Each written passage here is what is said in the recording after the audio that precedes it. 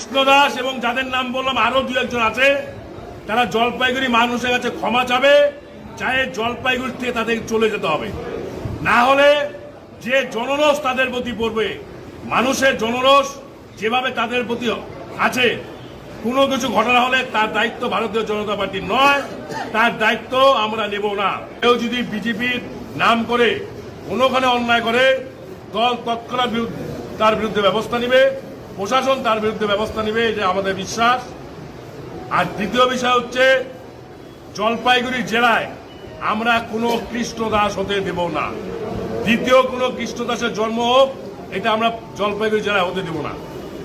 কৃষ্ণ দাস সহ নাগরাকাটায়, মেটিলিতে যেসব হামলাদরা আমাদের লোকপ্রিয় সংসদ খগেন দাস সহ যারা বন্যার সময় আমাদের প্রতি আক্রমণ করেছিল, সেই পঞ্চায়েত সমিতির সভাপতি লতিফুল ইসলাম সহ যারা অত্যাচার অবিচার করছিল আমাদের প্রতি সেদিন, আমি তাদেরকে বলবো, কৃষ্ণ দাসকে বলবো যে আপনি জলপাইগুড়ি মানুষের কাছে ক্ষমা চান।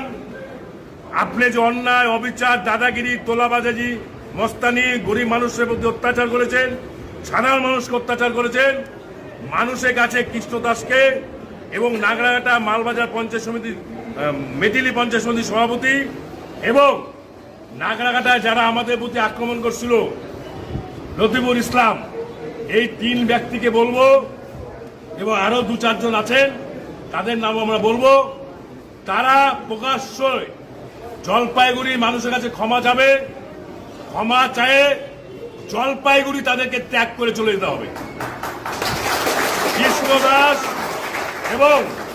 কৃষ্ণ দাস এবং যাদের নাম বললাম আরো দু একজন আছে, তারা জলপাইগুড়ি মানুষের কাছে ক্ষমা চাবে, চাहे জলপাইগুড়ি থেকে তাদের চলে যেতে হবে।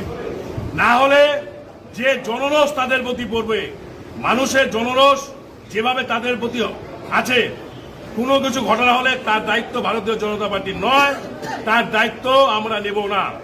কারণ এই সব ব্যক্তিরা, তৃণমূলের যে লোকের নাম বললাম আরো দু একজন আছেন, তারা যদি প্রকাশ্য ক্ষমা চেয়ে জলপাইগুড়ি ত্যাগ না করেন, কোনো অঘটন ঘটলে তার দায়িত্ব ভারতীয় জনতা পার্টি নেবে না।